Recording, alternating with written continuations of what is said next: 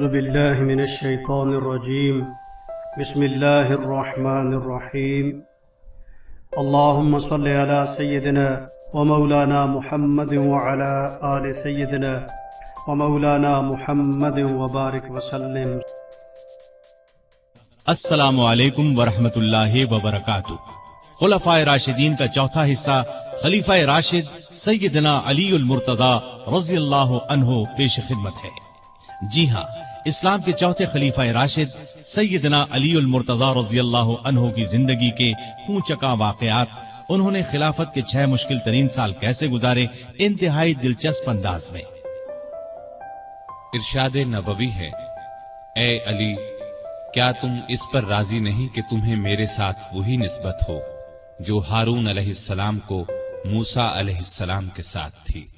البتہ میرے بعد کوئی نبی نہیں ہوگا. جماعت اصحاب روشن ستارے ہیں. آسمان پر موجود ستاروں کی روشنی کم و بیش ہے. یہی مثال صحابہ کرام رضی اللہ عنہم کی ہے، لیکن ہیں سبھی روشن. ان میں سب سے نمایاں، سب سے روشن اور سب سے تابناک بہرحال پہلے 4 صحابہ رضی اللہ عنہم ہی ہیں. یہی پہلے 4 اصحاب خلفائے راشدین ہیں. عشرہ مبشرہ میں بھی سب سے پہلے انہی کا نام ہے. یوں تو اللہ تعالیٰ نے قرآن مجید میں رسول کریم صلی اللہ علیہ وسلم کے سارے ہی صحابہ کو جنت کی بشارت دی ہے. پھر ان صحابہ کا درجہ سب سے بلند بتایا جنہوں نے اسلام لانے میں پہل کی، اللہ کے راستے میں ہجرت کی، کافروں سے جہاد کیا. سیدنا علی رضی اللہ عنہ ایسے ہی صحابہ میں شامل ہیں. انہیں یہ عزت بھی حاصل ہے کہ وہ بدری صحابی ہیں. اللہ تعالیٰ نے بدری صحابہ کی سب خطائیں معاف کر دی. علی بیعت رضوان کرنے والوں میں بھی شامل تھے کہ جن کو اللہ تعالیٰ نے واضح الفاظ میں اپنے راضی ہونے کی خوشخبری دی ہے. پھر انہیں شہادت بھی نصیب ہوئی. مسلمانوں کا ایمان ہے کہ راہ حق میں شہید جنتی ہیں. ان سب باتوں کے علاوہ سیدنا علی رضی اللہ عنہ ان 10 صحابہ میں بھی شامل ہیں جنہیں دنیا میں جنتی ہونے کی بشارت دی گئی، یعنی عشرہ مبشرہ میں ہیں. ان تمام خصوصیات کے علاوہ آپ کی ایک خصوصیت یہ بھی ہے کہ نبی صلی اللہ علیہ وسلم نے اپنی پیاری بیٹی سیدہ فاطمہ رضی اللہ عنہا آپ کے نکاح میں دی. اس جلیل القدر ہستی کی زندگی کے اوراق آپ کے سامنے رکھتے ہیں. سیدنا علی بن ابی طالب رضی اللہ عنہ 6 صدی عیسوی کے آخری سال یعنی 600 عیسوی میں یا 601 عیسوی میں مکے میں پیدا ہوئے. اس وقت رسول کریم صلی اللہ علیہ وسلم کی عمر 30 سال کے قریب تھی. گویا علی رضی اللہ عنہ آپ سے 30 سال چھوٹے تھے.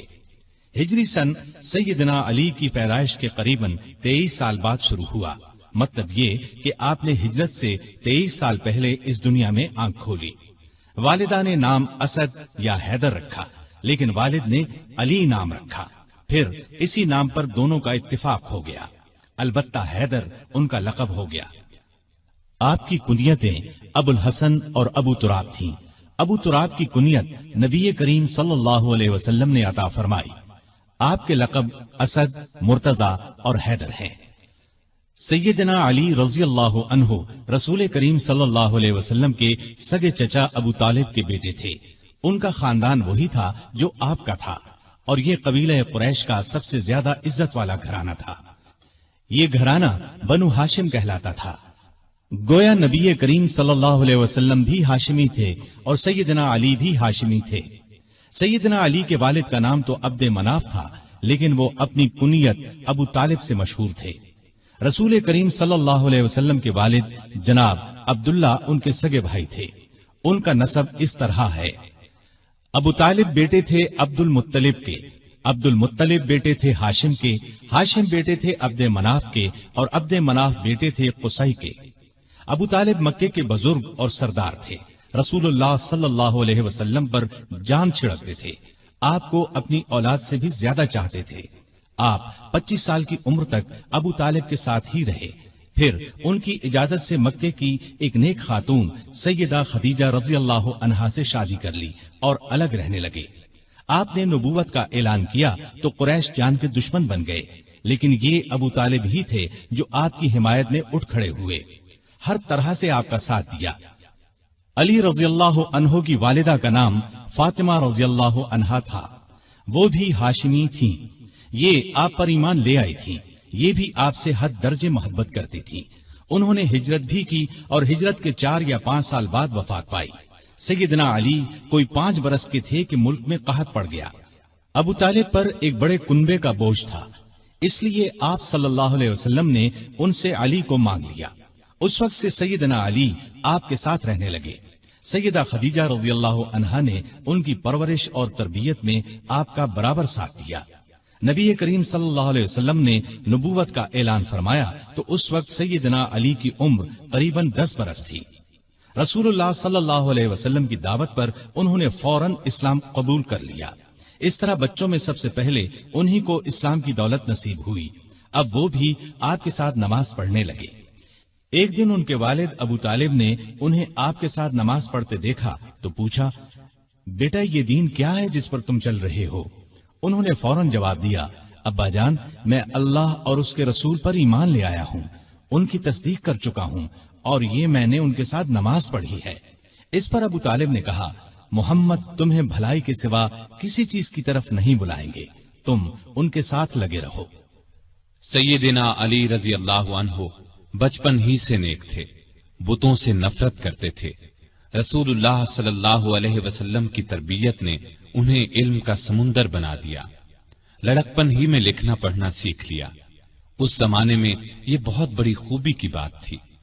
اسی زمانے میں انہوں نے ہتھیار چلانے اور دشمن سے لڑنے کا ڈھنگ بھی سیکھ لیا۔ جوان ہونے تک انہوں نے سپاہ گری کے اصول اور قاعدے پوری طرح سیکھ لیے۔ کشتی میں تو کوئی ان سے جیت نہیں سکتا تھا۔ والد کی وفات کے بعد صرف 3 برس مکے میں رہے۔ رسول کریم صلی اللہ علیہ وسلم نے جب ہجرت کی تو سیدنا علی کو اپنے بستر پر سلایا۔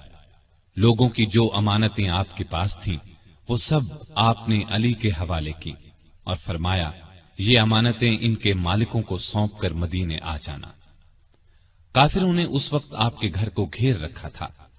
آپ صلی اللہ علیہ وسلم رات کے وقت گھر سے نکلے تو اللہ تعالیٰ نے کافروں کی آنکھوں پر پردے ڈال دیے اور وہ آپ کو نہ دیکھ سکے۔ صبح انہیں معلوم ہوا کہ رسول اللہ صلی اللہ علیہ وسلم مکان چھوڑ کر جا چکے ہیں تو وہ بہت جھنجھلائے۔ انہوں نے علی کو پکڑ لیا، آنکھیں نکال کر بولے، بتاؤ تمہارے صاحب کہاں ہیں؟ اس پر سیدنا علی نے جواب دیا، مجھے کچھ معلوم نہیں کہ وہ کہاں ہیں۔ یہ جواب سن کر انہیں سخت غصہ آیا، ڈانٹ ڈپٹ کی، پھر انہیں اپنے ساتھ لے گئے، ایک جگہ قید کر دیا، لیکن جب ان سے کچھ معلوم نہ ہو سکا تو چھوڑ دیا۔ اب انہوں نے لوگوں کی امانتیں لوٹائیں، پھر مکے سے ہجرت کر کے آپ صلی اللہ علیہ وسلم کی خدمت میں حاضر ہوئے۔ اس وقت آپ قباء میں تشریف فرما تھے۔ علی رضی اللہ عنہ نے مکے سے قباء تک کا سفر پیدل طے کیا۔ یہ 350 میل کا سفر ہے۔ قباء پہنچے تو پاؤں میں چھالے پڑ چکے تھے۔ پھر آپ رضی اللہ عنہ نبی صلی اللہ علیہ وسلم کے ساتھ مدینے آ گئے۔ ہجرت کے بعد سیدنا علی رضی اللہ عنہ نے 35 برس سے کچھ زیادہ مدت مدینے میں گزاری۔ یہ ان کی مدنی زندگی کہلائی۔ ہجرت سے کچھ عرصہ بعد نبی صلی اللہ علیہ وسلم نے مسجد نبوی کی تعمیر فرمائی۔ اس تعمیر میں رسول اللہ صلی اللہ علیہ وسلم اور دوسرے صحابہ نے بھی حصہ لیا۔ وہ اینٹیں اور گارا ڈھوتے وقت اشعار پڑھتے، جن کا مطلب ہے، جو مسجد تعمیر کرتا ہے کھڑے ہو کر اور بیٹھ کر مشقت برداشت کرتا ہے، اور جو گرد و غبار اور مٹی سے بچنے کے لیے اس سے جی چراتا ہے، وہ دونوں برابر نہیں ہو سکتے۔ مسجد کے ساتھ رسول اللہ صلی اللہ علیہ وسلم کے رہنے کے لیے چند حجرے بھی تعمیر ہوئے۔ سیدنا علی رضی اللہ عنہ بھی یہیں آ گئے۔ ہجرت کے بعد آپ نے بھائی چارہ کرایا تو علی کو اپنا بھائی بنایا۔ ہجرت کے دوسرے سال آپ نے اپنی پیاری بیٹی سیدہ فاطمہ رضی اللہ تعالی عنہا کی شادی علی سے کر دی۔ اس وقت سیدنا علی کے پاس ایک زرہ اور ایک گھوڑے کے سوا کچھ نہیں تھا۔ انہوں نے یہ زرہ سیدنا عثمان کے ہاتھ 480 درہم میں فروخت کر دی۔ سیدنا عثمان رضی اللہ عنہ نے یہ رقم انہیں دے دی اور زرہ بھی یہ کہہ کر لوٹا دی کہ یہ میری طرف سے تحفہ ہے۔ اس رقم سے انہوں نے شادی کا سامان خریدا اور گھر کی ضرورت کے لیے بھی رقم بچائی۔ نبی کریم صلی اللہ علیہ وسلم نے صحابہ کو جمع فرمایا، ان کے سامنے نکاح پڑھایا۔ رخصتی چند ماہ بعد ہوئی۔ زرہ کی قیمت میں سے جو رقم بچی تھی اس سے سیدنا علی نے ولیمے کی دعوت کا انتظام کیا۔ اس دعوت میں کھجوریں، جو کی روٹی، پنیر اور ایک خاص قسم کا شوربہ تھا۔ نبی کریم صلی اللہ علیہ وسلم نے رخصتی کے وقت اپنی بیٹی کو یہ چیزیں دی: ایک چارپائی، ایک بستر، چمڑے کا ایک تکیا جس میں کھجور کی چھال بھری ہوئی تھی، پانی کا ایک مشکیزہ، مٹی کے 2 گھڑے، اناج پیسنے کی ایک چکی، مٹی کا ایک پیالہ اور 2 چادریں۔ سیدہ فاطمہ جب اپنے خاوند کے ساتھ ان کے گھر چلی گئیں تو نبی کریم صلی اللہ علیہ وسلم وہاں تشریف لائے۔ پہلے دروازے پر کھڑے ہو کر اجازت مانگی، پھر اندر داخل ہوئے۔ ایک برتن میں پانی منگوایا، دونوں ہاتھ اس پانی میں ڈالے، ہاتھوں سے پانی ان دونوں پر چھڑکا، پھر فرمایا: اے فاطمہ، میں نے تمہاری شادی اپنے خاندان کے بہترین شخص سے کی ہے۔ اسی سال رمضان 2 ہجری میں بدر کی لڑائی پیش آئی۔ شادی کے بعد سیدنا علی رضی اللہ عنہ سیدہ فاطمہ رضی اللہ عنہا کا بہت خیال رکھتے تھے، وہ بھی ان کی بہت عزت کرتی تھی۔ دونوں نے گھر کے کام آپس میں بانٹ لیے تھے۔ ایک روز آپ صلی اللہ علیہ وسلم ان کے گھر تشریف لائے تو علی گھر میں نہیں تھے۔ سیدہ فاطمہ سے پوچھا تو انہوں نے فرمایا کہ میرا ان سے کچھ جھگڑا ہو گیا تھا، غصے میں گھر سے باہر چلے گئے ہیں۔ آپ نے ان کے بارے میں پتہ کرایا تو وہ مسجد میں سو رہے تھے۔ آپ مسجد میں تشریف لے گئے، وہ واقعی وہاں سو رہے تھے۔ چادر پہلو سے سرک گئی تھی اور مٹی ان کے جسم سے لگ گئی تھی۔ آپ مٹی پوچھنے لگے اور فرمایا: ابو تراب اٹھو، ابو تراب اٹھو۔ اس روز سے آپ کا لقب ابو تراب مشہور ہو گیا۔ تراب مٹی کو کہتے ہیں، یعنی مٹی والا۔ کوئی انہیں ابو تراب کہتا تو بہت خوش ہوتے۔ انہیں دنیا کے سامان اور مال و دولت سے بالکل پیار نہیں تھا۔ ان کی زندگی فقیرانہ تھی، محنت مزدوری کر کے روزی کماتے تھے، روکھی سوکھی کھا کر گزارا کرتے تھے۔ لڑائی کے میدان میں جاتے تو فرمایا کرتے تھے: لڑائی کے میدان میں مجھے پرواہ نہیں ہوتی کہ موت میری طرف آ رہی ہے یا میں موت کی طرف بڑھ رہا ہوں۔ اسی دلیری کی وجہ سے آپ رضی اللہ عنہ اسد اللہ کے لقب سے مشہور ہوئے۔ بدر کی لڑائی میں سیدنا علی بھی شریک ہوئے۔ ان کے ہاتھ میں ایک جھنڈا تھا۔ دونوں لشکر آمنے سامنے ہوئے تو کافروں کے لشکر سے عتبہ، شیبہ اور ولید میدان میں نکلے اور مسلمانوں کو مقابلے کے لیے للکارا۔ مسلمانوں کی طرف سے بھی 3 انصاری جوان، عوف، معوذ اور عبداللہ بن رواحہ رضی اللہ عنہم میدان میں آ گئے، لیکن ان تینوں کو دیکھ کر کافروں نے ان سے لڑنا اپنی شان کے خلاف سمجھا۔ عتبہ نے پکار کر کہا: اے محمد، یہ لوگ ہمارے جوڑ کے نہیں ہیں، ہماری قوم کے لوگوں کو ہمارے مقابلے پر بھیجو۔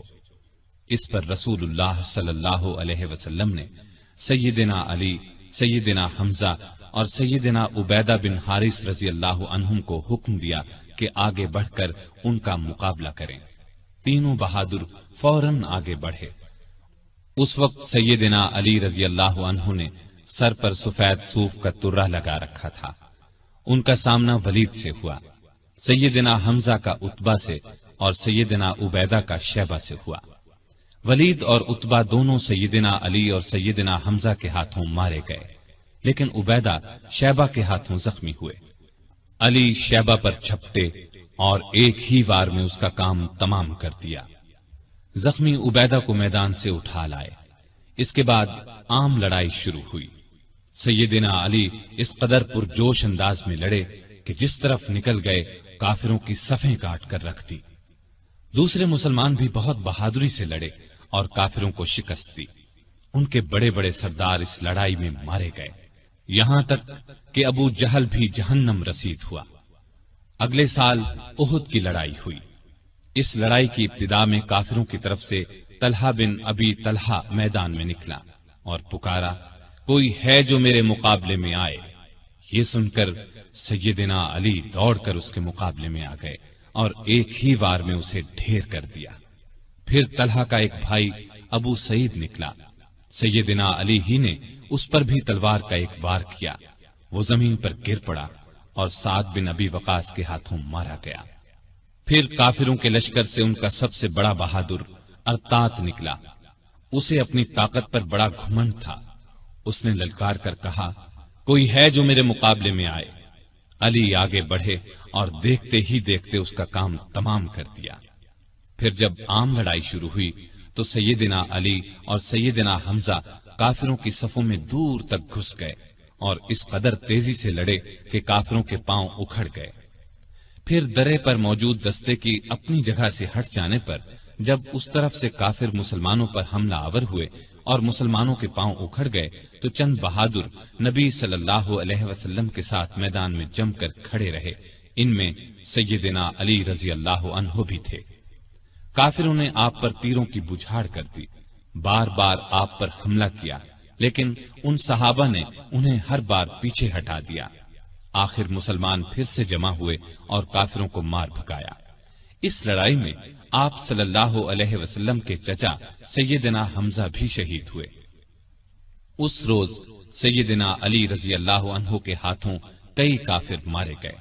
اس مہم کے شروع ہونے سے آخر تک سیدنا علی رضی اللہ عنہ آپ صلی اللہ علیہ وسلم کے ساتھ رہے۔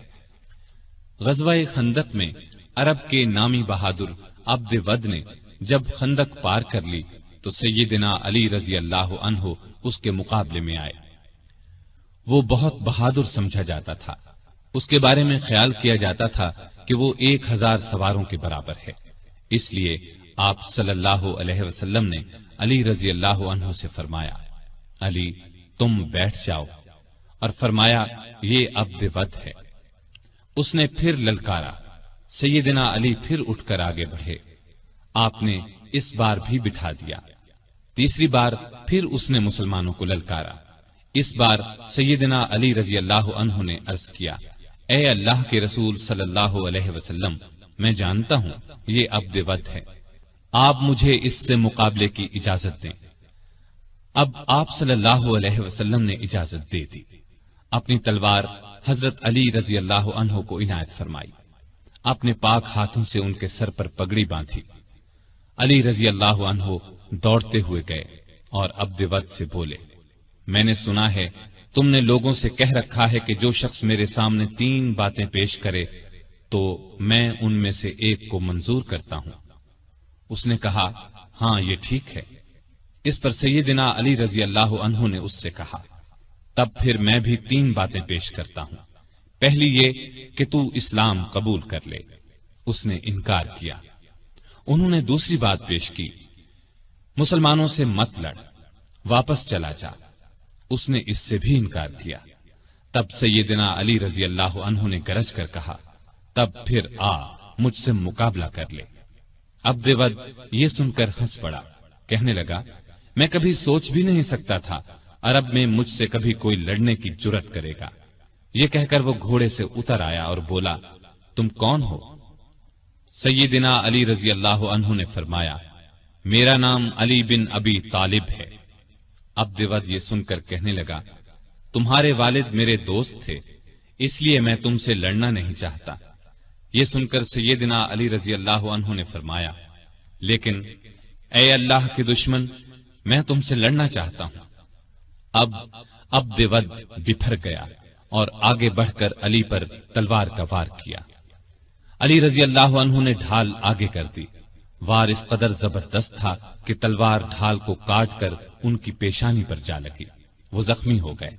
زخم کھا کر وہ شیر کی طرح جھپٹے اور عبد ود پر ایسا وار کیا کہ تلوار اس کے کندھے کو کاٹتی سینے تک آ گئی، وہ وہیں ڈھیر ہو گیا۔ اس کے گرتے ہی سیدنا علی رضی اللہ عنہ نے زور سے نعرہ تکبیر بلند کیا۔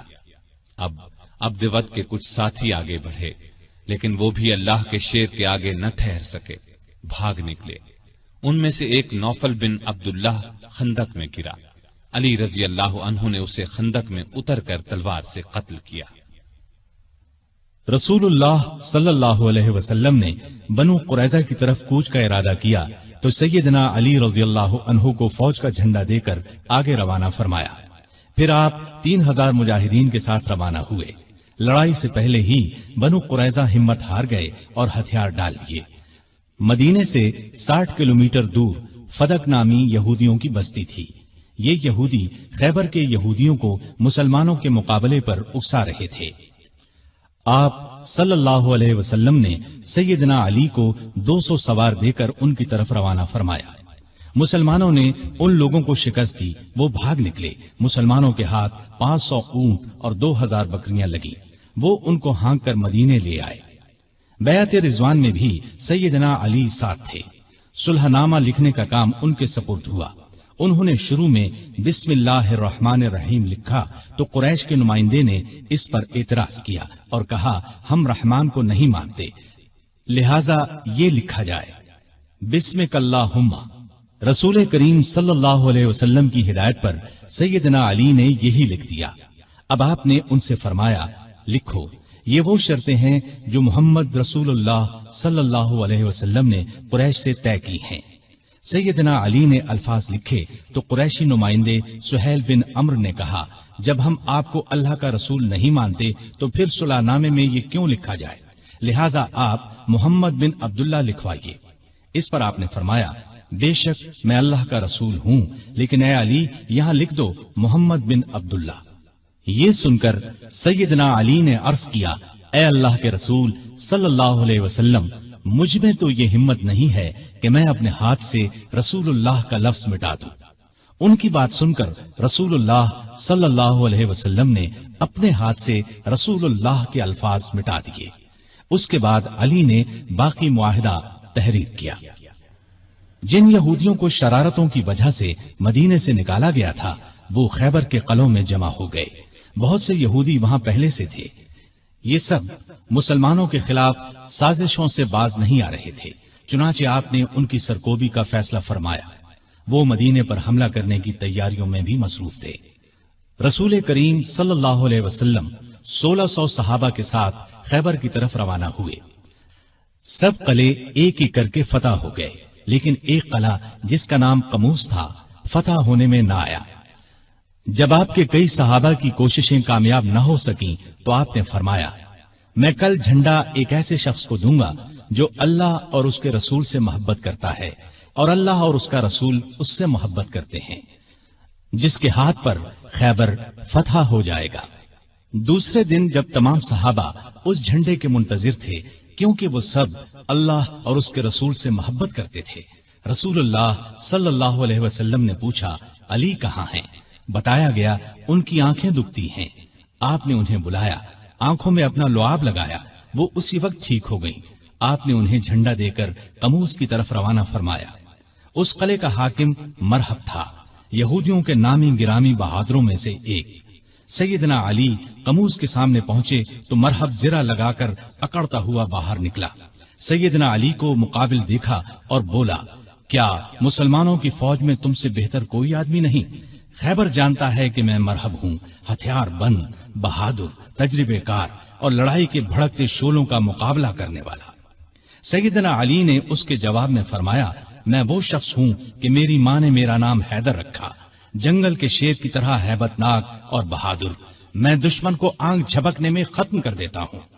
مرحب نے آگے بڑھ کر تلوار کا وار کیا، سیدنا علی تیزی سے ایک طرف ہو گئے، پھر انہوں نے مرحب پر ایسا بھرپور وار کیا کہ ان کی تلوار اس کے خود کو کاٹ کر کھوپڑی میں اتر گئی۔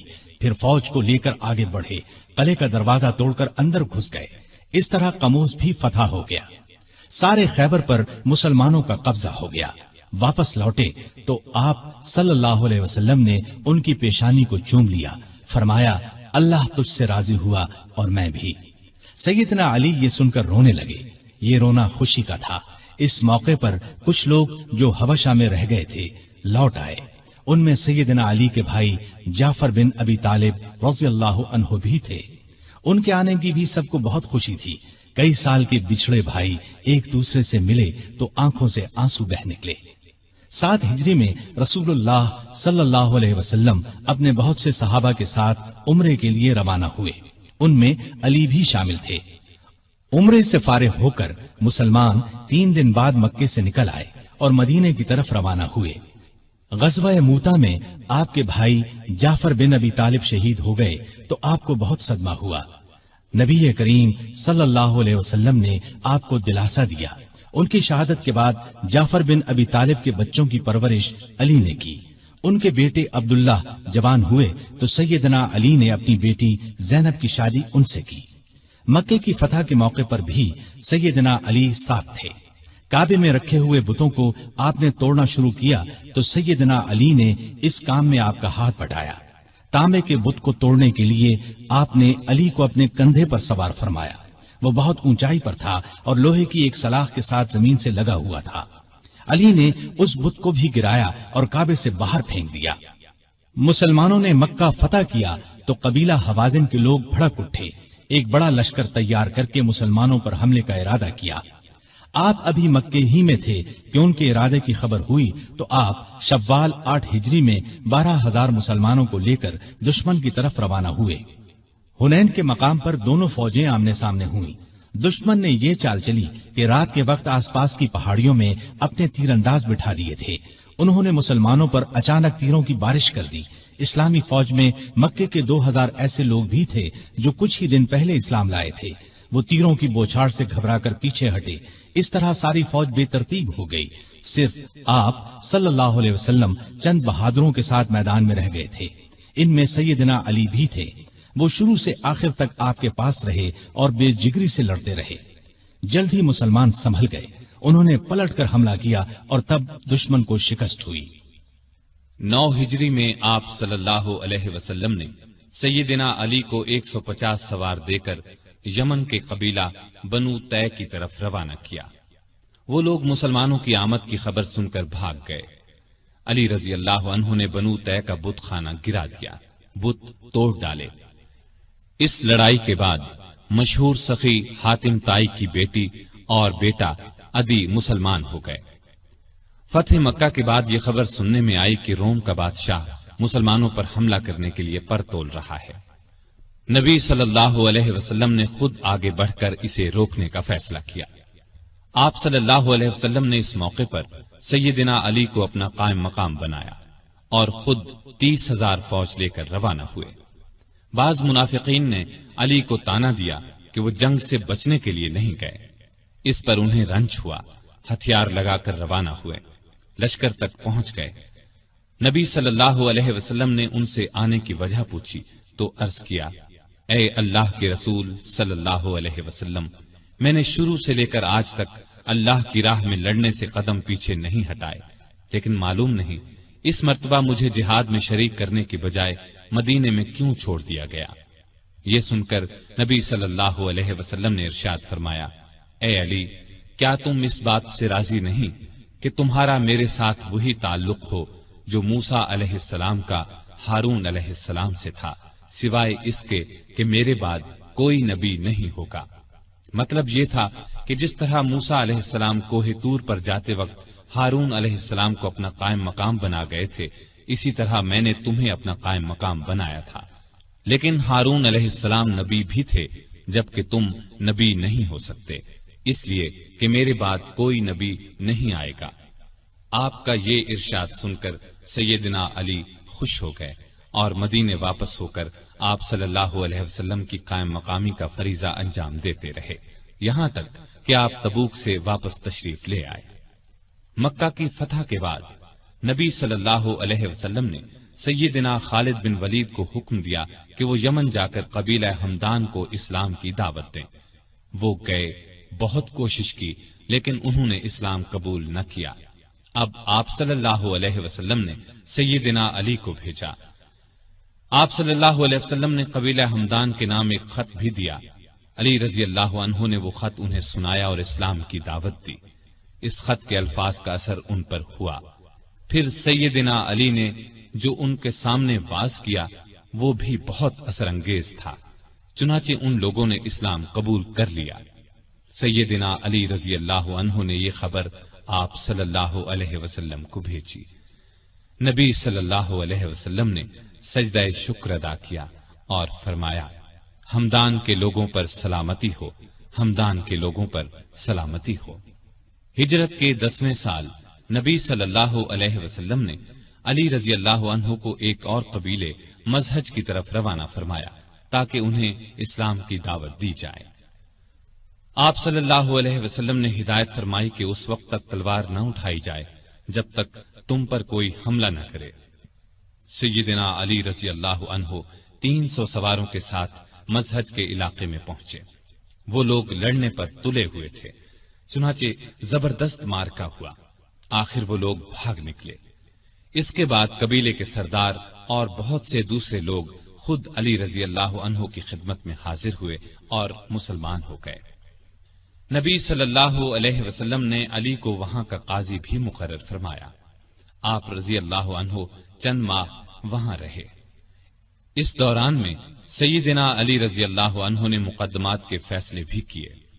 ہجرت کے 10ویں سال رسول کریم صلی اللہ علیہ وسلم نے حج کیا۔ سیدنا علی بھی یمن سے آ کر اس یادگار حج میں شریک ہوئے۔ انہوں نے رسول اللہ صلی اللہ علیہ وسلم کے حکم پر قربانی کے اونٹوں کا گوشت تقسیم کیا۔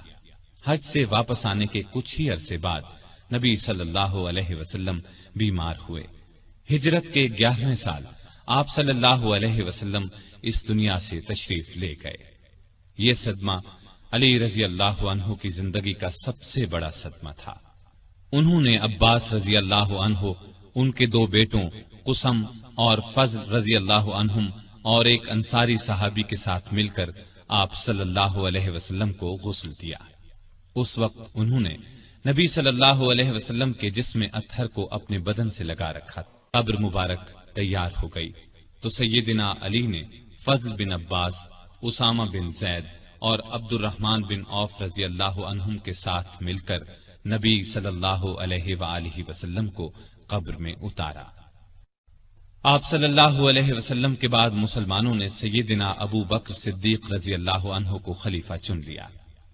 6 ماہ بعد سیدہ فاطمہ رضی اللہ عنہا بھی اس دنیا سے رحلت کر گئیں۔ ابو بکر کو علی سے بہت محبت تھی، ان کی بہت عزت کرتے تھے، خلافت کے کاموں میں ان سے مشورے بھی لیتے تھے۔ علی بھی ان سے اسی طرح محبت کرتے تھے۔ مرتد ہو جانے والوں سے جنگ ہوئی تو علی نے بھی دوسرے صحابہ کے ساتھ مل کر ان کا مقابلہ کیا۔ ابو بکر رضی اللہ عنہ نے وفات پائی تو حضرت علی رضی اللہ عنہ ان کے دروازے پر آئے اور فرمایا، آپ پر اللہ کی رحمت ہو، آپ رسول اللہ صلی اللہ علیہ وسلم کے پیارے ساتھی اور مدد کرنے والے، اللہ سے سب سے زیادہ ڈرنے والے اور سب سے بڑھ کر دین کو نفع پہنچانے والے تھے۔ اس کے بعد دیر تک ان کی خوبیوں اور بھلائیوں کا ذکر کرتے رہے۔ ابو بکر کی وفات کے بعد عمر فاروق رضی اللہ عنہ خلیفہ بنے۔ انہوں نے مجلس شورا قائم کی تو اس میں علی رضی اللہ عنہ کو بھی شامل کیا۔ ان کی خلافت کا زمانہ 10.5 برس تک رہا۔ اس زمانے میں بھی آپ رضی اللہ عنہ سے باقاعدہ مشورے لیے جاتے رہے۔ عمر فاروق رضی اللہ عنہ ان کے مشوروں کو بہت اہمیت دیتے تھے۔ جن جھگڑوں کا فیصلہ دوسرے صحابہ نہیں کر پاتے تھے وہ سیدنا علی رضی اللہ عنہ کے سامنے پیش کیے جاتے تھے۔ عمر فرمایا کرتے تھے، ہم میں سے سب سے بڑے قاضی علی رضی اللہ عنہ ہیں۔ ایک مرتبہ عمر رضی اللہ عنہ نے کوئی فیصلہ دیا تو علی نے اس کے خلاف رائے دی۔ عمر نے ان کی رائے کو درست قرار دیا۔ سیدنا عمر کے دل میں علی کی نہ صرف بہت محبت تھی بلکہ وہ ان کی بہت عزت بھی کرتے تھے۔ انہیں علی پر پورا بھروسہ تھا۔ 16 ہجری میں بیت المقدس تشریف لے گئے تو سیدنا علی کو اپنا قائم مقام بنایا۔ سیدنا عمر کے زمانے میں سب سے بڑی لڑائی نہاوند کی لڑائی سمجھی جاتی ہے۔ اس موقع پر ایرانیوں کا بہت بڑا لشکر جمع ہو گیا تھا۔ سیدنا عمر نے سیدنا علی کو مسلمانوں کے لشکر کا سپہ سالار بنانا چاہا لیکن انہوں نے مدینے سے باہر جانے سے انکار کر دیا۔ پھر عمر نے خود سالار بن کر جانے کا ارادہ کیا تو سیدنا علی نے اس کا بھی مشورہ نہ دیا اور فرمایا، آپ مدینے کو ہرگز نہ چھوڑیں۔ عمر رضی اللہ عنہ کو علی کا یہ مشورہ بھی ماننا پڑا۔ سیدنا عمر نے اپنی وفات سے پہلے خلافت کے لیے 6 صحابہ کے نام تجویز کیے تھے کہ مسلمان ان 6 میں سے کسی کو خلیفہ بنا لے۔ ان میں ایک نام علی کا تھا، دوسرا نام سیدنا عثمان کا تھا، باقی 4 نام یہ تھے: سعد بن ابی وقاص، عبد الرحمن بن عوف، زبیر بن عوام اور طلحہ بن عبید اللہ رضی اللہ عنہم، ان چاروں نے اپنے نام واپس لے لیے تو خلافت کے لیے صرف 2 نام رہ گئے، سیدنا عثمان اور سیدنا علی۔ ان لوگوں نے آخر سیدنا عثمان کے بارے میں فیصلہ دیا۔ اس طرح مسلمانوں کے تیسرے خلیفہ سیدنا عثمان ہوئے۔ اس دوران میں بھی ان دونوں کے تعلقات بہت خوشگوار رہے۔ سیدنا عثمان کو کوئی شرعی سزا دینے کا مسئلہ پیش آتا تو سیدنا علی کے ذریعے فیصلہ کراتے۔ ہر سال حج کے لیے جاتے وقت سیدنا علی کو بھی ساتھ لے جاتے۔ علی نے ہمیشہ انہیں اچھے مشورے دیے۔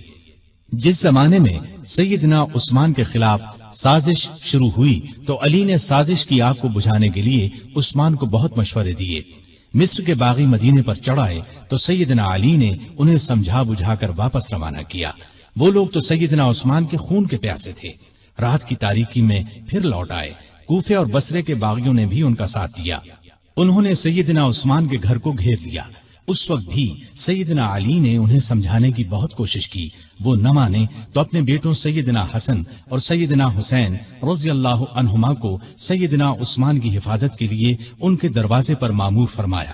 ایک مرتبہ بڑی مشکل سے سیدنا عثمان تک پانی پہنچایا۔ اس جھڑپ میں حسن زخمی ہوئے۔ پھر کچھ باغی دیوار پھاند کر اندر داخل ہوئے اور سیدنا عثمان کو شہید کر دیا۔ ان کی شہادت کے بعد مدینے کی حالت عجیب تھی۔ شہر پر ان باغیوں کا قبضہ تھا۔ ہر طرف افراتفری کا عالم تھا۔ لاکھوں مربع میل پر پھیلی ہوئی اسلامی سلطنت کا کوئی سربراہ نہیں تھا۔ ان سب کا خیال تھا کہ اس نازک وقت میں علی رضی اللہ عنہ ہی خلافت کے لائق ہیں۔ آخر سیدنا علی سے درخواست کی گئی کہ وہ خلافت کی ذمہ داری سنبھالے، لیکن انہوں نے صاف انکار کر دیا۔ ان کے انکار سے حالات اور بھی نازک ہو گئے، اس لیے کہ خلافت کی جگہ زیادہ دن تک خالی نہیں چھوڑی جا سکتی تھی۔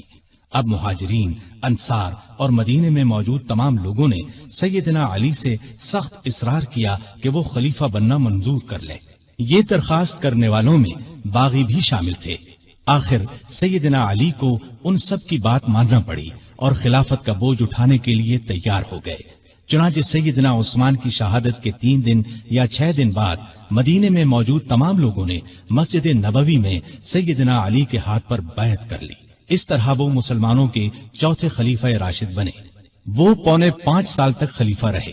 اس ساری مدت وہ سخت مشکلات میں گھرے رہے۔ کوئی اور ہوتا تو شاید ہمت ہار جاتا، لیکن وہ اللہ کے بھروسے پر تمام مشکلات اور مصیبتوں کا آخری دم تک بڑے حوصلے اور پامردی کے ساتھ مقابلہ کرتے رہے۔ خلیفہ بنتے ہی سب سے پہلی مشکل یہ پیش آئی کہ عثمان کے قاتلوں کو کس طرح پکڑا جائے۔ سیدنا عثمان کی شہادت کوئی معمولی واقعہ نہیں تھی۔ جو ہی سیدنا عثمان کی شہادت کی خبر چاروں طرف پھیلی، لاکھوں مسلمان غم اور غصے سے تڑپ اٹھے۔ ہر طرف سے بس یہی آواز بلند ہونے لگی، عثمان کے خون کا بدلہ لیا جائے، ان کے قاتلوں کو پکڑ کر سخت سزا دی جائے۔ سیدنا علی رضی اللہ عنہ بھی قاتلوں کو پکڑنا چاہتے تھے، لیکن مشکل یہ تھی کہ جو لوگ سیدنا عثمان رضی اللہ عنہ کے مکان کو گھیرنے میں شریک تھے، ان کی تعداد ہزاروں میں تھی۔ ان میں سے قاتلوں کو تلاش کرنا آسان کام نہ تھا۔ کسی خاص شخص کے خلاف موقع کا کوئی گواہ موجود نہ تھا۔ سیدنا عثمان رضی اللہ عنہ کی شہادت کے وقت صرف ان کی زوجہ محترمہ نائلہ رضی اللہ عنہا ان کے پاس موجود تھی۔ شوہر کو بچانے کی کوشش میں ان کے ہاتھ کی 3 انگلیاں کٹ گئی تھیں۔ ان سے پوچھا گیا تو انہوں نے صرف اتنا بتایا کہ 3 آدمی اندر آئے تھے۔ ان میں سے ایک محمد بن ابی بکر تھے۔ یہ ابو بکر کے چھوٹے بیٹے تھے۔ والد کی وفات کے بعد ان کی پرورش سیدنا علی نے کی تھی۔ ان کے علاوہ 2 آدمیوں کے بارے میں نائلہ رضی اللہ عنہا نے بتایا کہ وہ انہیں نہیں پہچانتی۔ علی رضی اللہ عنہ نے محمد بن ابی بکر کو پکڑ کر پوچھا تو انہوں نے کہا، میں مکان میں داخل ضرور ہوا تھا، لیکن جب عثمان رضی اللہ عنہ نے مجھ سے فرمایا کہ بھتیجے تمہارے والد زندہ ہوتے تو انہیں تمہاری یہ حرکت پسند نہ آتی، تو میں شرمندہ ہو کر پیچھے ہٹ گیا اور باہر نکل گیا۔ نائلہ رضی اللہ عنہا نے بھی محمد بن ابی بکر کی بات کی تصدیق کی۔ غرض اس طرح اصل قاتلوں کا پتہ نہ چل سکا اور سیدنا علی رضی اللہ عنہ کوئی کاروائی نہ کر سکے۔ بہت سے لوگ اس موقع پر اس شک میں مبتلا ہو گئے کہ سیدنا علی رضی اللہ عنہ جان بوجھ کر قاتلوں کو نہیں پکڑ رہے۔ اس شک کی ایک وجہ یہ تھی کہ سارے باغی علی رضی اللہ عنہ کی بیعت کر چکے تھے اور بہت سے تو ان کی فوج میں شامل ہو گئے تھے۔ اس وقت کے حالات یہ اجازت نہیں دیتے تھے کہ ان سب کو چن چن کر فوج سے نکال دیا جائے۔ اسلام کا قانون بھی یہ اجازت نہیں دیتا کہ گواہی کے بغیر کسی کو قاتل ٹھہرایا جائے۔ تاہم اکثر لوگ سیدنا علی کی مشکلات سے پوری طرح آگاہ تھے۔ علی سے یہ بات ثابت ہے کہ قسم اٹھا کر فرماتے تھے کہ میں عثمان کی شہادت سے بالکل بری ہوں۔ اس زمانے میں آپ نے یہ قدم اٹھایا کہ سیدنا عثمان کے گورنروں کو ہٹا کر ان سب کی جگہ نئے گورنر مقرر فرمائے۔ نئے گورنر اپنے اپنے صوبے اور علاقے میں پہنچ گئے۔ پرانے گورنروں نے ان کے لیے جگہ چھوڑ دی۔ امیر معاویہ رضی اللہ عنہ نے گورنری سے دستبردار ہونے سے انکار کر دیا۔ ان کی جگہ سیدنا علی نے سہل بن حنیف کو شام کا گورنر مقرر فرمایا تھا۔ یہ جب شام کی سرحد پر پہنچے تو امیر معاویہ رضی اللہ عنہ کی فوج نے انہیں واپس جانے پر مجبور کر دیا اور سیدنا معاویہ نے ان کے ذریعے سیدنا علی رضی اللہ عنہ کو یہ پیغام پہنچایا: جب تک عثمان کے قاتلوں کو نہیں پکڑا جائے گا وہ گورنری سے دستبردار نہیں ہوں گے۔ گویا سیدنا علی کے راستے میں سب سے پہلی یہ رکاوٹ پیش آئی۔ ابھی وہ اس کی طرف پوری طرح توجہ نہیں دے سکے تھے کہ ایک اور مشکل پیش آ گئی۔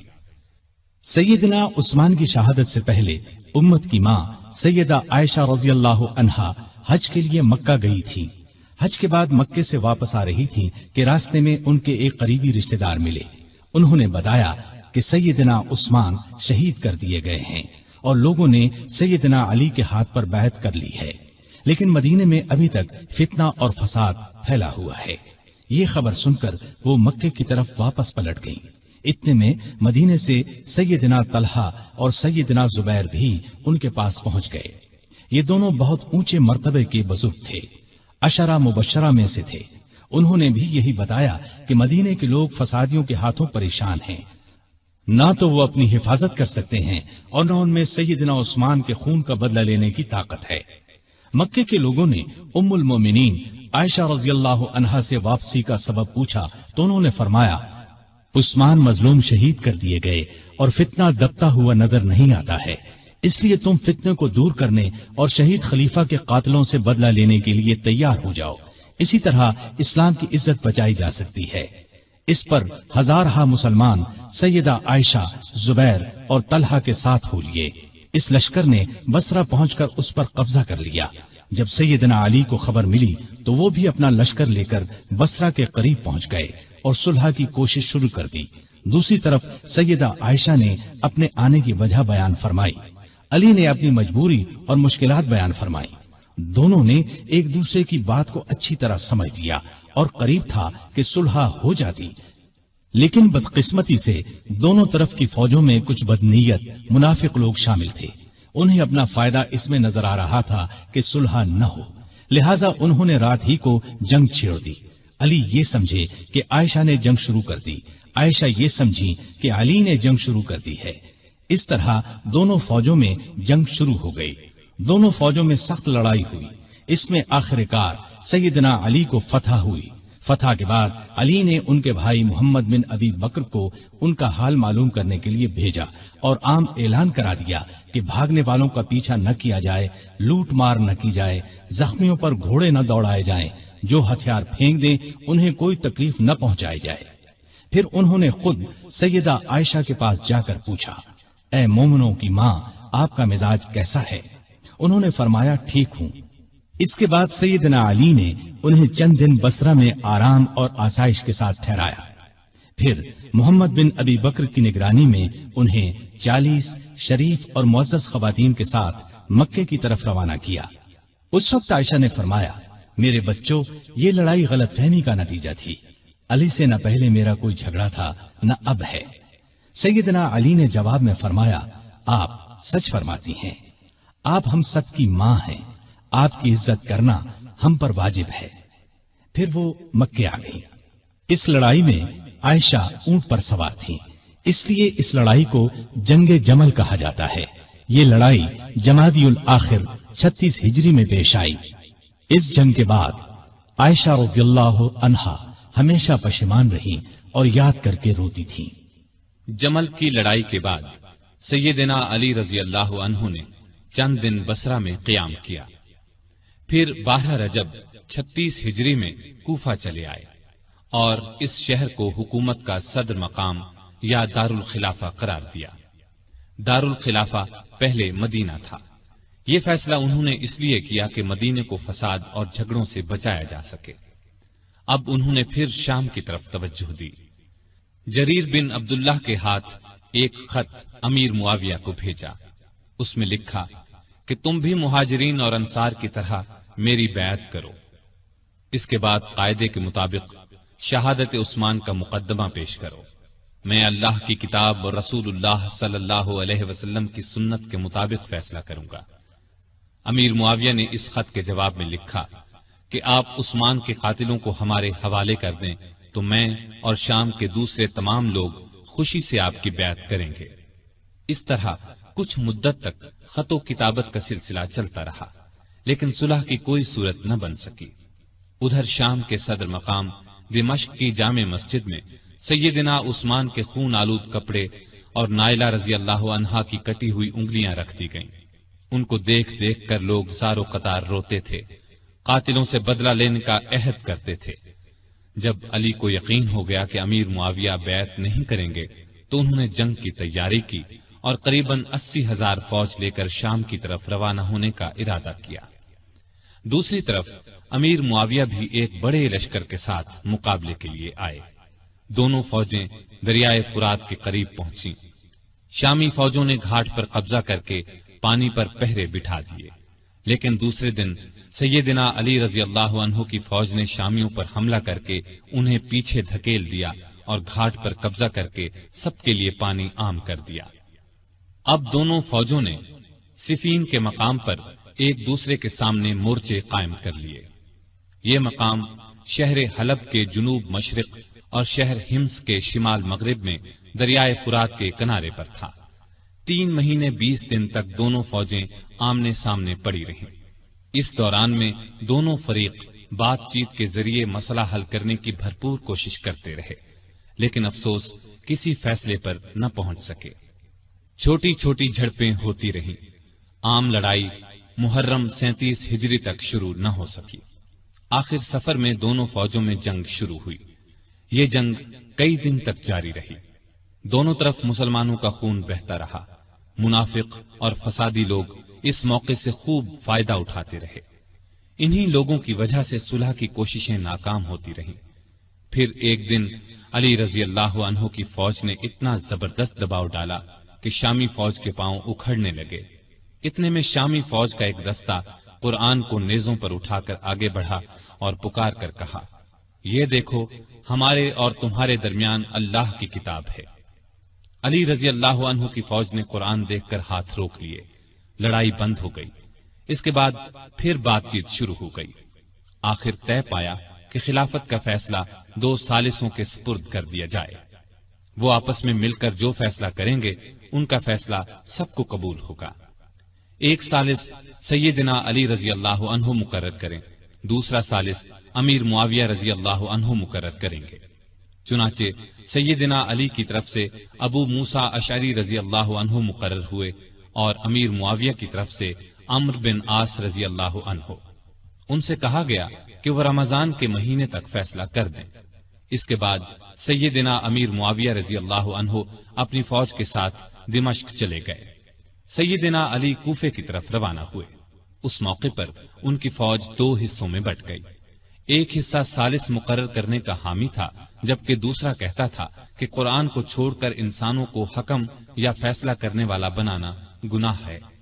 دونوں گروہ آپس میں جھگڑتے رہتے تھے اور بات بات پر تلواریں نکال لیتے تھے۔ علی رضی اللہ عنہ بڑی مشکل سے انہیں کوفہ تک لائے، لیکن 12,000 آدمی جو ثالثوں سے فیصلہ کرانے کے خلاف تھے فوج سے الگ ہو کر ہرورا کے مقام پر چلے گئے۔ ان لوگوں کو خارجی کہا گیا۔ دونوں ثالثوں نے جو فیصلہ دیا وہ ایک دوسرے سے مختلف تھا۔ سیدنا ابو موسیٰ اشعری کا فیصلہ یہ تھا کہ علی اور امیر معاویہ میں سے کسی کو خلیفہ مقرر نہ کیا جائے، انہیں چھوڑ کر مسلمان جسے چاہیں خلیفہ بنا لیں۔ سیدنا عمرو بن عاص کا فیصلہ یہ تھا کہ ابو موسیٰ اشعری نے علی کو خلافت سے الگ کر دیا ہے، میں ان کی جگہ معاویہ کو خلیفہ مقرر کرتا ہوں۔ اس پر ہر طرف شور مچ گیا۔ سیدنا علی کے حامیوں نے یہ فیصلہ ماننے سے انکار کر دیا۔ اب پھر سیدنا علی فوج لے کر دمشق کی طرف بڑھنا چاہتے تھے کہ خارجیوں نے ہر طرف فساد مچا دیا۔ انہوں نے جتھے بنا کر لوگوں کو لوٹنا شروع کر دیا۔ آخر علی رضی اللہ عنہ پہلے ان کی طرف بڑھے۔ نہروان کے مقام پر شدید جنگ ہوئی، 4000 خارجی مارے گئے۔ اس طرح خارجیوں کا زور ٹوٹ گیا، لیکن ان کی ٹولیاں آئے دن فتنہ برپا کرتی رہتی تھیں۔ دوسری طرف سیدنا امیر معاویہ نے عمرو بن عاص کو فوج دے کر مصر پر چڑھائی کر دی۔ وہاں علی کی طرف سے محمد بن ابی بکر گورنر تھے۔ انہوں نے شامی فوج سے شکست کھائی اور خود بھی گرفتار ہوئے، پھر قتل کر دیے گئے۔ مصر کے بعد شامی فوج نے حجاز، عراق اور یمن وغیرہ پر حملے شروع کر دیے۔ علی کو ملک کی اندرونی شورشوں کی وجہ سے اسلامی فتوحات کے دائرے کو بڑھانے کا موقع نہ مل سکا۔ پھر بھی 35 ہجری میں انہوں نے بحری راستے سے ہندوستان پر حملے کی اجازت دی۔ چنانچہ اس زمانے میں کوکن بمبئی پر کامیاب حملہ کیا گیا۔ یہ علاقہ اس وقت سندھ میں شامل تھا۔ نہروان کی لڑائی کے بعد سیدنا علی کا ارادہ شام پر حملہ کرنے کا تھا۔ انہوں نے جنگ کی تیاریاں شروع کر دی تھیں، لیکن دوسری طرف خارجیوں نے سازش تیار کی کہ علی، معاویہ اور عمرو بن عاص تینوں کو قتل کر دیا جائے۔ ان کے خیال میں امن اسی صورت میں قائم ہو سکتا تھا۔ چنانچہ اس کام کے لیے 3 آدمی مقرر ہوئے۔ عبد الرحمن بن ملجم نے علی کو، برق بن عبداللہ نے امیر معاویہ کو اور عمرو بن بکر نے عمرو بن عاص کو شہید کرنے کا ذمہ لیا۔ ان بدبختوں نے رمضان 40 ہجری میں ایک ہی روز فجر کی نماز کے وقت ان تینوں بزرگوں پر حملہ کرنے کا فیصلہ کیا۔ مصر کے گورنر عمرو بن عاص اس روز بیمار تھے۔ انہوں نے اس روز خارجہ بن حذافہ کو نماز پڑھانے کے لیے بھیجا، لہذا عمرو بن بکر نے ان کے دھوکے میں خارجہ بن حذافہ کو شہید کر دیا۔ دمشق میں برق بن عبداللہ نے امیر معاویہ پر حملہ اس وقت کیا جب وہ مسجد کے دروازے سے نکل رہے تھے۔ انہیں معمولی زخم آیا۔ کوفے میں عبد الرحمن بن ملجم ملعون سیدنا علی کے راستے میں چھپ کر بیٹھ گیا۔ جب وہ فجر کی نماز کے لیے مسجد کی طرف چلے تو ان پر تلوار کا وار کیا، سر پر شدید زخم آیا۔ ابن ملجم کو گرفتار کر لیا گیا۔ سیدنا علی نے اپنے بیٹوں حسن اور حسین کو بلا کر کچھ نصیحتیں کی اور اپنے قاتل کے بارے میں فرمایا، اسے کھانا کھلاؤ، پانی پلاؤ اور اچھی طرح رکھو۔ اگر میں اس زخم سے مر جاؤں تو اسے قتل کرنا، شریعت کا یہی حکم ہے۔ اس کے ناک اور کان وغیرہ نہ کاٹنا۔ اگر میں بچ گیا تو میری مرضی، چاہے اس سے بدلہ لوں یا معاف کر دوں۔ ابن ملجم کی تلوار زہر آلود تھی، وہ اس زخم سے شہید ہو گئے۔ انا للہ و انا الیہ راجعون۔ یہ رمضان کی 17، 18، 19، 20 یا 21 میں سے کوئی تاریخ تھی۔ ہجرت کا 40واں سال تھا اور ان کی عمر اس وقت 63 سال تھی۔ سیدنا علی کو اپنی خلافت کے زمانے میں سکون کا سانس لینا نصیب نہ ہوا، پھر بھی انہوں نے ملکی انتظامات کے سلسلے میں کوئی کسر اٹھا نہ رکھی۔ مزاج میں حد درجے سادگی تھی، اللہ کا خوف بے پناہ تھا۔ فقیرانہ زندگی بسر کی، گورنروں اور افسروں کی سخت نگرانی کرتے تھے۔ کسی عہدیدار کے خلاف شکایت ملتی تو اس کے خلاف کارروائی کرتے۔ آپ کو عدل و انصاف کا حد درجے خیال تھا، سب سے پورا انصاف کرتے تھے، یہاں تک کہ اپنی ذات سے بھی انصاف کرتے۔ ہر ایک کے لیے ان کا دروازہ ہر وقت کھلا رہتا تھا، بلا روک ٹوک کوئی بھی ان کے پاس آ سکتا تھا۔ رعایا پر بہت مہربان تھے، ان کی بہتری کے لیے جو ہو سکتا تھا کرتے تھے۔ بازاروں میں گشت کرتے تھے، بیت المال میں جو رقم جمع ہوتی تھی کھلے دل کے ساتھ غریبوں، مسکینوں اور دوسرے حقداروں میں تقسیم فرما دیتے۔ غیر مسلموں کے ساتھ بھی اچھا برتاؤ کرتے تھے۔ بصرے کے گورنر عثمان بن حنیف نے کسی امیر آدمی کی دعوت قبول کر لی۔ آپ کو اطلاع ملی تو اسے لکھا، اے ابن حنیف، میں نے سنا ہے کہ بصرے کے ایک دولت مند نے تمہیں بڑی شاندار دعوت دی، تم نے یہ دعوت قبول کر لی اور قسم قسم کے کھانے بڑے اطمینان اور بڑے مزے سے کھائے۔ مجھے تم سے یہ امید نہیں تھی کہ تم اس قسم کی دعوتوں میں شریک ہوا کرو گے جن میں غریبوں کو پوچھا تک نہیں جاتا۔ اپنے حق سے زیادہ بیت المال سے ایک پیسہ بھی لینا حرام سمجھتے تھے۔ ملک کی حفاظت کے لیے چھوٹی بڑی فوجی چھاونیاں قائم کی، کئی مضبوط قلعے بنوائے، دریائے فرات پر ایک پل بنوایا، بعض جگہوں پر مسجدیں بھی بنوائیں، عمر بھر کسی نہ کسی صورت دین کی خدمت کرتے رہے۔ کافروں کے خلاف تمام بڑی بڑی لڑائیوں میں رسول اللہ صلی اللہ علیہ وسلم کے ساتھ رہے، ہر لڑائی میں جان ہتھیلی پر رکھ کر لڑے، یمن کے ہزاروں لوگوں کو اپنی کوششوں سے مسلمان بنایا۔ ان کو ایک بار اطلاع ملی کہ کچھ لوگ ہیں جو انہیں معبود مانتے ہیں، آپ نے ان لوگوں کو پکڑوایا اور سخت سزا دی، البتہ جن لوگوں نے توبہ کی انہیں چھوڑ دیا۔ سیدنا علی رضی اللہ عنہ نے مثالی زندگی بسر کی، تمام زندگی معمولی سے مکان میں رہے، دروازے پر کوئی دربان نہیں ہوتا تھا، شان اور شوکت سے نفرت تھی، کپڑوں میں پیوند لگے ہوتے، پیوند خود ہی لگا لیتے، دکانداروں کو چیک کرتے تھے، اپنا وظیفہ اور دوسری آمدنی خیرات کر دیتے تھے۔ ایک دن اپنے خادم قمبر کو بازار لے گئے، اپنے لیے موٹا جھوٹا کپڑا خریدا، اس کے لیے قیمتی۔ اس نے کہا، میرے لیے ایسے کپڑے کی کیا ضرورت تھی؟ آپ نے فرمایا، بھئی تم جوان ہو، تمہارے لیے اچھا کپڑا ہونا چاہیے، میرا کیا ہے، بوڑھا ہوں، بازار سے سودا خود لاتے۔ زریر نامی شخص نے آپ کے دسترخوان پر سادہ کھانا دیکھ کر کہا، آپ کو پرندوں کا گوشت پسند نہیں؟ آپ نے فرمایا، خلیفہ کو مسلمانوں کے مال میں صرف 2 پیالوں کا حق ہے، ایک خود کھائے یا اپنے بچوں کو کھلائے، دوسرا اللہ کی مخلوق کے سامنے پیش کر دے۔ عید سے چند روز پہلے کسی نے آپ کے کپڑوں میں پیوند دیکھ کر کہا، امیر المومنین، آپ 2 درہم میں ایک نیا جوڑا کیوں نہیں خرید لیتے؟ آپ نے فرمایا، مجھے شرم آتی ہے کہ میں نئے کپڑے پہنوں اور کوفے میں ہزاروں آدمیوں نے پرانے کپڑے پہن رکھے ہوں۔ کہیں سے مال آتا تو تمام کا تمام تقسیم کر دیتے، اس میں سے اپنے لیے کوئی خاص چیز لیتے نہ رشتہ داروں کو ان کے حصے سے زیادہ دیتے۔ ایک مرتبہ آپ کی زرہ گم ہو گئی، چند دن بعد وہ زرہ ایک یہودی کے پاس نظر آئی۔ آپ نے اس سے کہا، یہ زرہ میری ہے، تمہارے پاس کہاں سے آ گئی؟ اس نے کہا، نہیں، زرہ میری ہے۔ سیدنا علی رضی اللہ عنہ امیر المؤمنین تھے، چاہتے تو اس سے زبردستی لے سکتے تھے، لیکن انہوں نے ایسا نہیں کیا۔ معاملہ کوفے کے قاضی شریح کی عدالت میں لے گئے۔ قاضی صاحب نے آپ کا دعویٰ سنا، یہودی کا جواب سنا، پھر علی سے کہا، اپنے گواہ لائیے۔ انہوں نے فرمایا، میرا بیٹا حسن اور غلام قمبر اس بات کے گواہ ہیں کہ زرہ میری ہے، ان کی گواہی لے لیں۔ قاضی صاحب نے کہا، بیٹے کی باپ کے حق میں اور غلام کی آقا کے حق میں گواہی قبول نہیں کی جا سکتی۔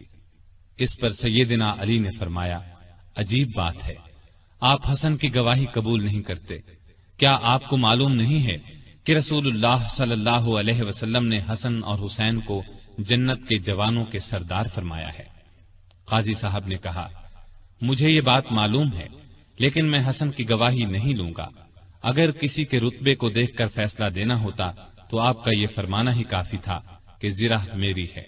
یہ سن کر علی نے خوش ہو کر فرمایا، مجھے آپ کا فیصلہ منظور ہے، یہ زرہ یہودی کے پاس ہی رہے گی۔ ان کی بات سن کر یہودی پکار اٹھا۔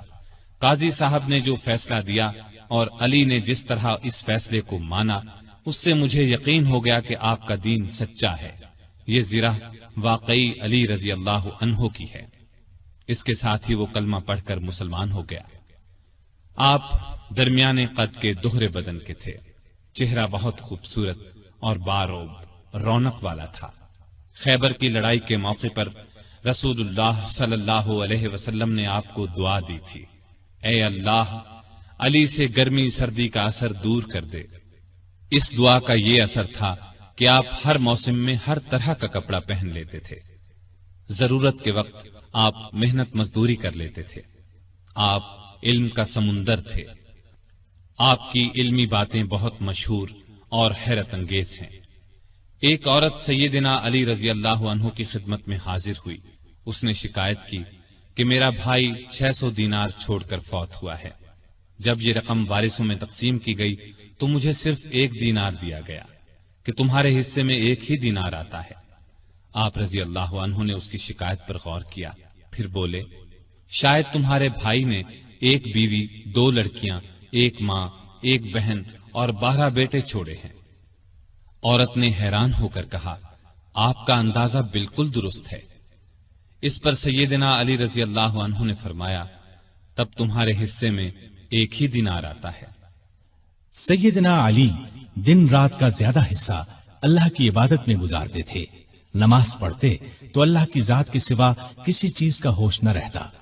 صدیق اکبر، فاروق اعظم اور عثمان ذو النورین رضی اللہ عنہم اپنے دور خلافت میں سیدنا علی سے خاص معاملات میں مشورہ کرتے تھے۔ شجاعت سیدنا علی کا خاص وصف تھا۔ اتنے بہادر اور نڈر تھے کہ طاقتور سے طاقتور دشمن کی پرواہ نہیں کرتے تھے۔ تبوک کے علاوہ قریب قریب ہر لڑائی میں وہ شریک رہے۔ انہیں اللہ کا شیر لقب ملا۔ نہتے پر وار نہیں کرتے تھے۔ ایک لڑائی میں اپنے دشمن کو گرا لیا، اسے قتل کرنے لگے تو اس نے ان کے منہ پر تھوک دیا، وہ فوراً اس کے سینے سے اتر آئے، اس کی جان بخش دی۔ کسی نے پوچھا آپ نے اسے کیوں چھوڑ دیا؟ فرمایا میں تو اس سے اللہ کے لیے لڑ رہا تھا، اس نے جو حرکت کی تو اس پر مجھے غصہ آ گیا، اب میں اسے قتل کرتا تو گویا اس قتل میں میرا غصہ بھی شامل ہوتا، اس کا مطلب یہ ہوتا کہ میں نے اسے اپنی ذات کے لیے قتل کیا ہے۔ سیدنا علی کی بہادری کے واقعات ہمیشہ تابندہ رہیں گے۔ ان کو رسول اللہ صلی اللہ علیہ وسلم سے بہت محبت تھی۔ رسول اللہ کو بھی سیدنا علی اور آپ کی اولاد سے بہت محبت تھی۔ سیدنا حسن اور حسین کو رسول کریم صلی اللہ علیہ وسلم اپنے کندھوں پر اٹھاتے اور فرمایا کرتے تھے اے اللہ میں ان دونوں سے محبت کرتا ہوں، جو ان سے محبت کرے تو بھی اس سے محبت کر، اور جو ان سے بغض رکھے تو بھی انہیں مبغوض رکھ۔ سیدہ فاطمہ سے سیدنا علی کے ہاں 3 بیٹے اور 2 بیٹیاں ہوئیں۔ ان کے نام یہ ہیں حسن، حسین، محسن، زینب اور ام کلثوم۔ محسن بچپن میں فوت ہوئے۔ سیدہ فاطمہ کی زندگی میں سیدنا علی نے دوسری شادی نہیں کی۔ ان کی وفات کے بعد کئی شادیاں کی، جن سے 11 لڑکے اور 15 لڑکیاں ہوئیں۔ اس طرح ان کے کل 14 لڑکے اور 17 لڑکیاں ہوئیں۔ آپ کے چند حکیمانہ اقوال یہ ہیں: غریب وہ ہے جس کا کوئی دوست نہ ہو، گناہوں پر شرمندہ ہونا ان کو مٹا دیتا ہے، اور نیکیوں پر مغرور ہونا ان کو برباد کر دیتا ہے۔ علم مال سے بہتر ہے، اس لیے کہ علم تمہاری حفاظت کرتا ہے، جبکہ مال کی حفاظت تمہیں کرنا پڑتی ہے۔ جو چیز نہ آتی ہو اس کے سیکھنے میں شرم نہ کرو۔ کسی سوال کا جواب نہ آتا ہو تو یہ کہنے میں نہ شرماؤ کہ میں نہیں جانتا۔ سخاوت وہ ہے جو مانگنے سے پہلے ہو۔ معاف کر دینا بہت اچھا انتقام ہے۔ مصیبت میں گھبرانا سب سے بڑی مصیبت ہے۔ لالچ سے کچھ روزی بڑھ نہیں جاتی، لیکن انسان کی قدر گھٹ جاتی ہے۔ بات کہنے والے کو نہ دیکھو بلکہ بات کو دیکھو۔ نیکی کی کوئی قدر کرے نہ کرے، تم نیکی کیے جاؤ۔ سخت ترین گناہ وہ ہے جو کرنے والے کے نزدیک معمولی ہو۔ مصیبتوں کا مقابلہ صبر سے کرو اور نعمتوں کی حفاظت شکر سے کرو۔ اللہ تعالیٰ ان پر اپنی رحمتیں نازل فرمائے، آمین۔